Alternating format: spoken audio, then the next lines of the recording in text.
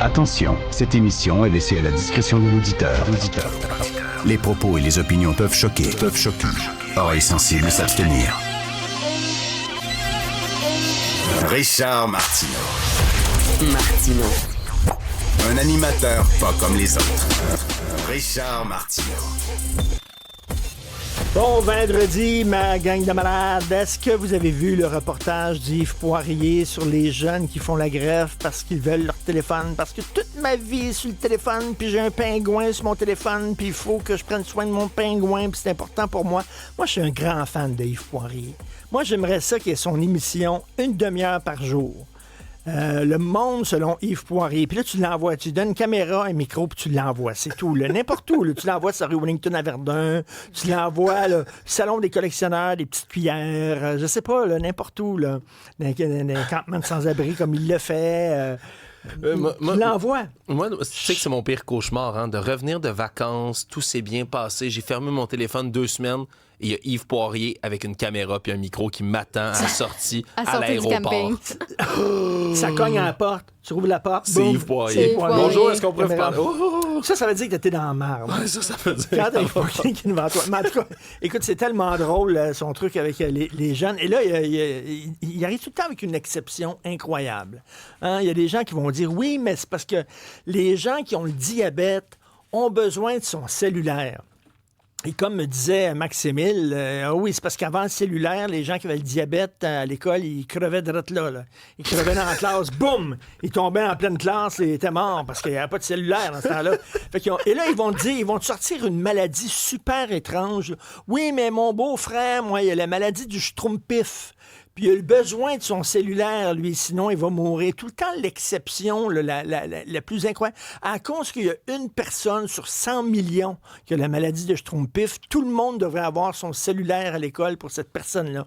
Ça me fait rire. C'est comme, mettons, quelqu'un te demande, dessine donc un être humain. Puis là, tu dessines un être humain, une tête, un tronc, 2 jambes, 2 bras. Puis là, il y a tout le temps quelqu'un qui va dire, hein? Mais il y a des gens qui n'ont pas de jambes, puis ce sont des êtres humains quand même. Tu dis, OK, oui, c'est correct, je le sais, là, mais c'est la convention quand tu dessines un être humain. C'est quoi une femme? Ben, c'est un individu avec des seins, un utérus. Pis ah ouais?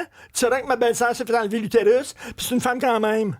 Oui, je le sais, là, mais comme en général, c'est comme... Ça me fait penser, à un vieux gag. Je sais pas pourquoi ça me fait penser à ce gag-là. Mais c'est un gars, sa femme vient d'accoucher. Puis il va à l'hôpital, puis l'infirmière a dit je vous avertis tout de suite, c'est votre bébé, il n'y a pas de jambes. Bien, tu sais, fais rien, je vais l'aimer quand même. C'est mon enfant, je vais l'aimer quand même.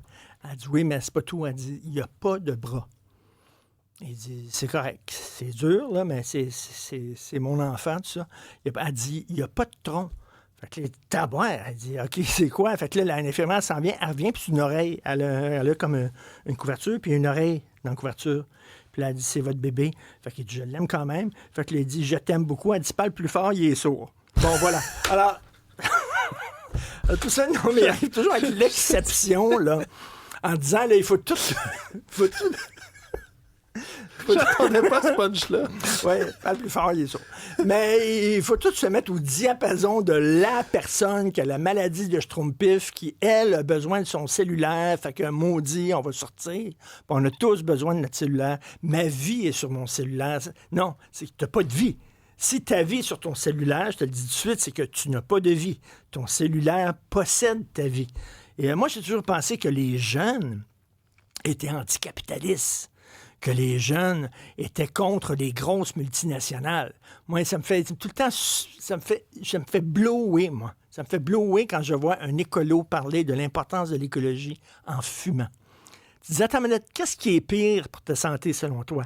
La cheminée qui est située à 100 km ou alors la boucane puis le goudron que tu te fous toi-même volontairement dans le poumon?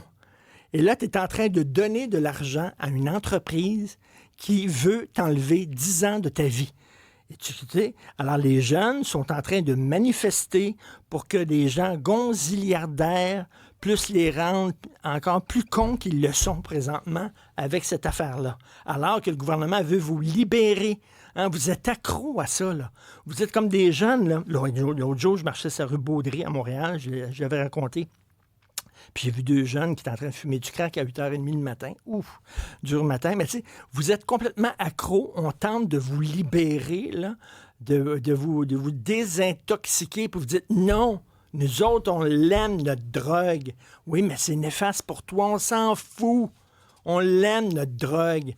Alors, c'est assez particulier de voir soudainement des jeunes défendre. Puis là, je suis sûr que les Zuckerberg de ce monde, puis les Bezos de ce monde, puis tout ça, ils sont morts de rire en regardant ça, en disant « Wow, il y a des jeunes qui sont dans la rue. » Nous autres, là, on est là, dans nos laboratoires, puis on essaie de mettre au point des algorithmes là, qui vont les garder dans leur chambre d'écho, qui vont les empêcher d'être en contact avec des gens qui ne pensent pas comme eux, qui vont nourrir leur colère, leur ressentiment, qui vont fucker leur vie.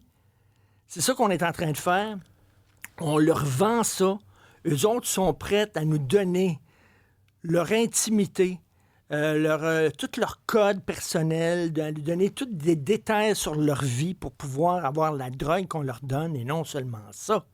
Mais quand le gouvernement dit « on va faire quelque chose pour vous, les jeunes, parce qu'on trouve que vraiment vous êtes trop accros », ils vont sortir pour prendre notre défense à nous autres. C'est ça qu'ils se disent, ces gonzillionnaires-là.